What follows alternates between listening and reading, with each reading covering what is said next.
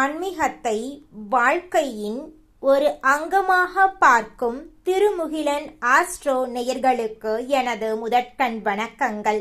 இந்த வீடியோவை ஸ்கிப் செய்யாமல் இறுதி வரை பார்த்து உங்களுக்கு பிடித்திருந்தால் ஒரு லைக் செய்து கொள்ளுங்கள். அப்படியே மறக்காமல் நமது திருமுகிலன் ஆஸ்ட்ரோ சேனலை சப்ஸ்கிரைப் செய்து உங்களது ஆதரவை தொடர்ந்து தாருங்கள். எனதன்பு மிதுனம் ராசிக்கார நேயர்களுக்கு எனதினிய வணக்கங்க. நம்மளோட மிதுனம் ராசிக்காரங்களை பொறுத்த வரைக்கும் தான் மட்டும் நல்லா இருக்கணும் அப்படிங்கிற சுயநலமெல்லாம் கிடையாதுங்க. தன்னை சுத்தி இருக்கக்கூடிய எல்லோருமே நல்லா இருக்கணும் அப்படிங்கிற பொதுநல குணத்தோட இவங்க வாழ்ந்துகிட்டு இருக்காங்க. இவங்களை பொறுத்த வரைக்கும் தன்னோட வாழ்க்கையில எவ்வளவு பிரச்சனை வந்தாலும் அதை பத்தி துளி கூட இவங்க கவலைப்பட மாட்டாங்க. ஆனா நெருங்கிய உறவின் வாழ்க்கையில ஒரு பிரச்சனை வருதுன்னு வச்சுக்கங்க, ஓடி போய் உதவி செய்யக்கூடியவங்களா இவங்க இருப்பாங்க. இவங்க நட்புக்கு முக்கியத்துவம் தருவாங்க. அதே நேரத்துல நண்பனுக்காக உயிரை கொடுக்க கூட இவங்க தயங்க மாட்டாங்க.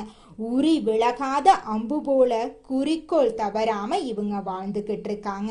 இவங்க வாழ்க்கையில ஒரு இலக்கை ஃபிக்ஸ் பண்ணிட்டு அந்த இலக்கை அடையிறதுக்காக இரவு பகல் உறங்காம உழைச்சுக்கிட்டே இருப்பாங்க.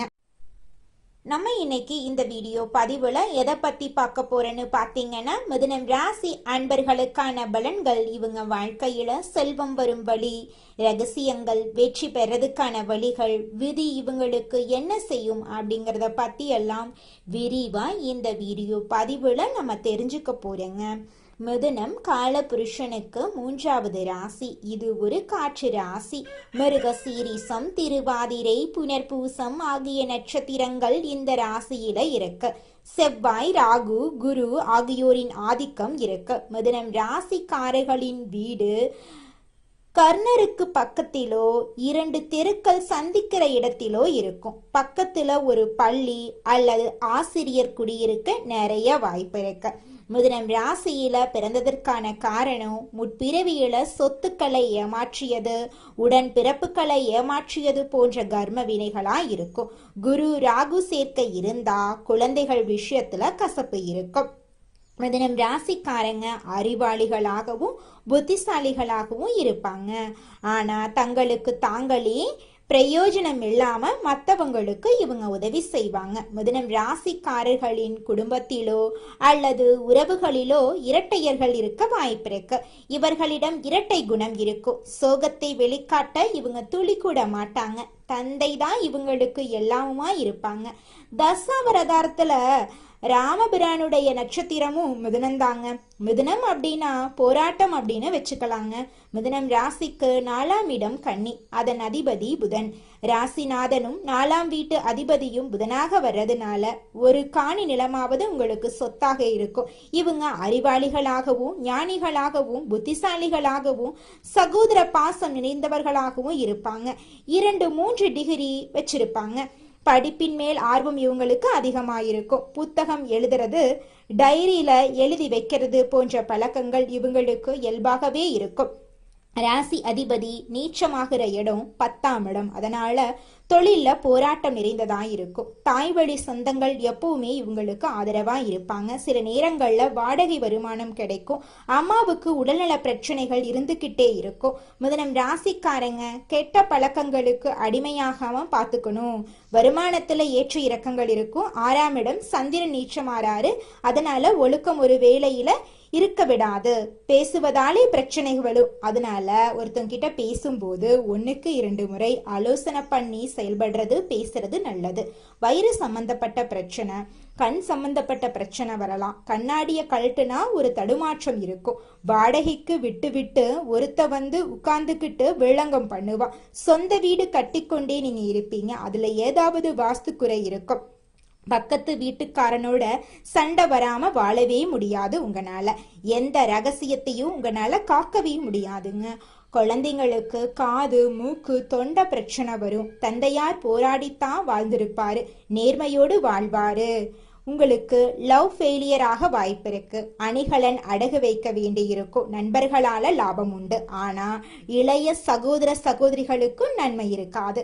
கூட்டு பத்திரம் இருக்கும், கணவன் மனைவி சேர்ந்து வாங்குறது, பார்ட்னர் போட்டு வாங்குறது போன்ற பத்திரங்கள் உங்ககிட்ட நிறைய இருக்கும். தாய் வழியில கல்யாணம் ஆனவங்க, கல்யாணம் லேட் ஆனவங்க, குழந்தை இல்லாதவங்க, வாழாவெட்டி ஆனவங்க இருக்கலாம். தாய் வழியில அரசு பணியில இருக்கிறவங்களும் கலப்பு திருமணம் செய்தவர்களும் இருக்கலாம்.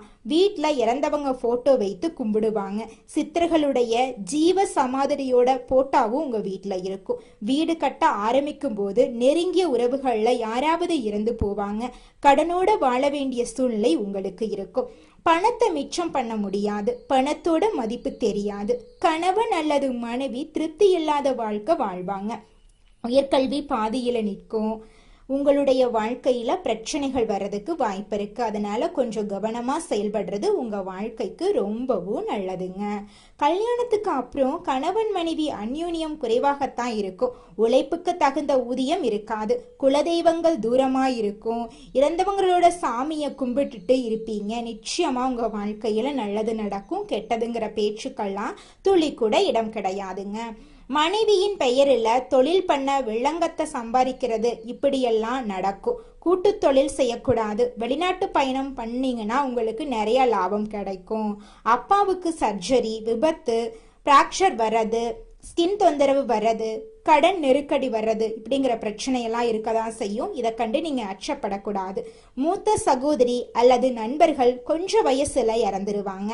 நண்பனை நம்பி வருமானம் பண்ணணும்னு நினைக்காதீங்க. இந்த காலத்துல யாரையும் நம்ப முடியாது. எல்லாருமே சுயநலவாதியாதாங்க இருப்பாங்க. நம்பிக்கை அப்படிங்கிறது மற்றவங்களை நம்புறதை விட நம்ம நம்பினாதாங்க நம்ம வாழ்க்கை அருமையா இருக்கும். குலதெய்வ வழிபாடு செஞ்சீங்கன்னா உங்க வாழ்க்கையில சந்தோஷங்கள் இரட்டிப்பாகுங்க. செல்வமெல்லாம் பெருகும். மாசத்துக்கு ஒரு டைமாவது குலதெய்வ கோயிலுக்கு போயிட்டு வாங்க. நல்லதை இருக்கக்கூடிய விஷயங்களை செய்யுங்க. நல்லதை இருக்கக்கூடிய மனிதர்களா இருங்க. எதிர்காலத்தை நல்லா வாழணும் அப்படின்னு நினைச்சாவே போதும். உங்க வாழ்க்கை அருமையா இருக்கும். உங்களை சுத்தி நடக்கக்கூடிய பிரச்சனைகளை பார்த்து அவங்க செஞ்ச தவறுகளை எல்லாம் நீங்க செய்யாம இருங்க. நேரத்தை வீணடிக்காதீங்க. ஒவ்வொரு நிமிஷத்தையும் பார்த்து செலவு பண்ணுங்க. சனிக்கிழமைகள்ல சனி பகவான வழிபாடு செய்யுங்க. செவ்வாய்க்கிழமைகள்ல முருகனை வழிபாடு செய்யுங்க. பழனி கோயிலுக்கு போயிட்டு வாங்க. யாரையும் நம்புறதுக்கு முன்னாடி 1க்கு 2 முறை ஆலோசனை பண்ணிக்குங்க. இவங்களை நம்பலாமா நம்பலக்கூடாதா, இவங்க நல்லவங்களா இவங்க கெட்டவங்களா அப்படின்னு ஆலோசனை பண்ணிட்டு நீங்க செயல்படுங்க. கஷ்டம் இல்லாத மனுஷனே இந்த உலகத்துல கிடையாதுங்க. உங்களுக்குள் இருக்கக்கூடிய திறமைகளை நம்புங்க. வெளியும் எதையுமே தேடாதீங்க. மனசை மட்டும் நம்புங்க. கோபத்தை விட்டுருங்க.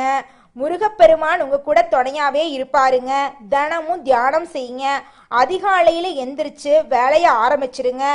பிரபஞ்சத்தோட இணைஞ்சிருங்க. உங்க வாழ்க்கையில சோகம் அப்படிங்கிற பேச்சுக்கு துளி கூட இடமே இருக்காதுங்க. பணத்தை இழக்கிறத விட நேரத்தை வீணக்கிறதா மிகவும் தவறான விஷயங்க.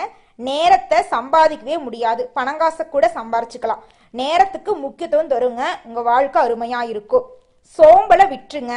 நம்பிக்கை வைக்கக்கூடியவங்களா உங்க மேல நீங்க நம்பிக்கை வைக்கணும். புதிய நபர்கள் கிட்ட கவனமா இருந்துக்கணும். இந்த பதிவு உங்களுக்கு ஒரு முழுமையான மாற்றத்தை தரக்கூடிய பதிவா இருக்குங்க. ஒவ்வொரு பதிவுகளும் உங்கள் வாழ்க்கைக்கானதா இருக்குது. பாசிட்டிவான வார்த்தைகளை மனசுல பதிய வச்சிருங்க. உங்களோட எண்ணங்கள் போல உங்க வாழ்க்கை அருமையா இருக்குங்க. உங்க வாழ்க்கையில கெட்டது அப்படிங்கிற பேச்சுக்கு துளி கூட இடம் கிடையாதுங்க. இந்த உலகத்துல யாருங்க கோடீஸ்வரன்? கோடி கோடியா பணம் வச்சிருக்கிறவங்களா, பிடிச்ச உணவுகளை சாப்பிட்றவங்களா, பிடிச்ச உறவுகள் கிட்ட பேசுறவங்களா? இதுல யாருமே கோடீஸ்வரன் கிடையாதுங்க. யார் ஒருத்தவங்க நோய் நொடி இல்லாம மனக்கவலை இல்லாம நிம்மதியா தூங்குறாங்களோ அவங்க தாங்க இந்த உலகத்திலேயே சிறந்த கோடீஸ்வரன்.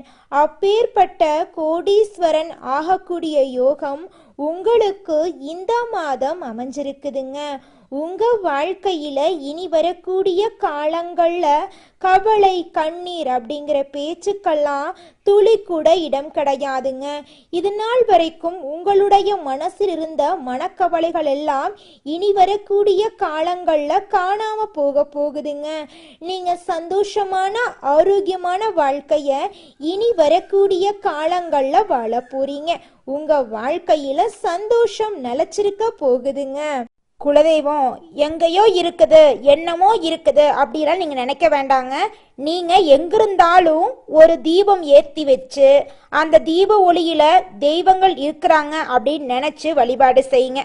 குலதெய்வமே தெரியாவிட்டாலும் வீட்டுல தீபம் ஏற்றி வச்சு ஏதாவது ஒரு நல்ல நாள்ல குலதெய்வத்தை நினைச்சு வழிபாடு செய்யுங்க. குலதெய்வ வழிபாடு குலம் காக்குங்க, குலம் தலைக்கும். முதல்ல குலதெய்வம், அப்புறம் இஷ்டப்பட்ட தெய்வம், அப்புறம் உங்களுக்கு விருப்பப்பட்ட தெய்வங்க. எந்த கோயிலுக்கு போனாலும் என்ன பண்ணாலும் ஏற்றமில்லை அப்படின்னு நீங்க சொல்லுவீங்க. தினமும் எந்திரிச்ச உடனே சூரிய பகவான நமஸ்காரம் பண்ணுங்க. அவங்களுடைய அனுகிரகம் இருந்தா போதும். மற்ற கிரகங்கள் எல்லாம் சாதகமா இல்லைனா கூட பரவாயில்ல, அந்த சூரியனுடைய பிரகாசம் உங்க வாழ்க்கையவே பிரகாசமா மாத்திருங்க. அந்த வெளிச்சம் உங்களை வந்து சேருங்க. உங்க வாழ்க்கையில் இருக்கக்கூடிய கண்ணீரெல்லாம் கரைஞ்சு போயிருங்க. மனிதனா பிறந்த ஒவ்வொருவருக்கும் ஆசை இருக்கதாங்க செய்யும். அந்த ஆசைகளை அடைய நம்ம நினைச்சா மட்டும் பத்தாதுங்க. முழு மனசோட நம்மளுடைய ஆசைகளை அடைவதற்கான வழிய ஒவ்வொரு நாளும் என்ன பண்ணணும்னு யோசிச்சு அதற்கான திட்டங்களை தீட்டி உழைச்சுக்கிட்டே இருக்கணுங்க. உழைச்சா நிச்சயமா நம்மளுடைய ஆசைகள் எல்லாமே நிறைவேறிடுங்க. உங்க வாழ்க்கையில இனி வரக்கூடிய காலங்கள்ல உங்களுடைய அனைத்து ஆசைகளும் நிறைவேற போகுதுங்க. அப்படி ஒவ்வொரு மனிதனுக்கும் இருக்கக்கூடிய பொதுவான ஆசை என்னன்னு பார்த்தீங்கன்னா 16 செல்வங்களையும் அடைந்து வாழணும் அப்படின்னு தான் ஒவ்வொரு மனிதனுடைய ஆசையும் இருக்குதுங்க. பணம் வேணும், பதவி வேணும், புகழ் வேணும், கௌரவம் வேணும் அப்படின்னு தான் ஒவ்வொரு மனிதனும் தினமும் வாழ்ந்துகிட்டு இருக்கான். அதை நோக்கிய பயணத்தை தான் ஒவ்வொரு நாளும் மனிதன் வாழ்ந்துகிட்டு இருக்கான். ஒவ்வொரு நாளையும் ரசிச்சு வாழ்றது கிடையாது. எந்த ஒரு மனிதனும் போராட்டத்துல தாங்க இந்த உலகத்துல ஒவ்வொரு மனிதனும் வாழ்க்கைய வாழ்ந்துட்டு இருக்காங்க.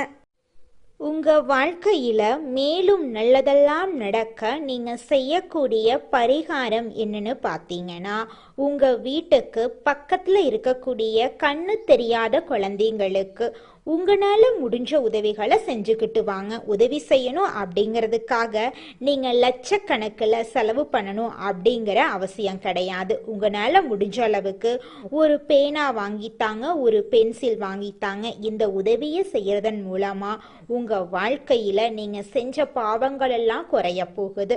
உங்களுடைய வாழ்க்கையே சொர்க்க வாழ்க்கையா மாறிடுங்க.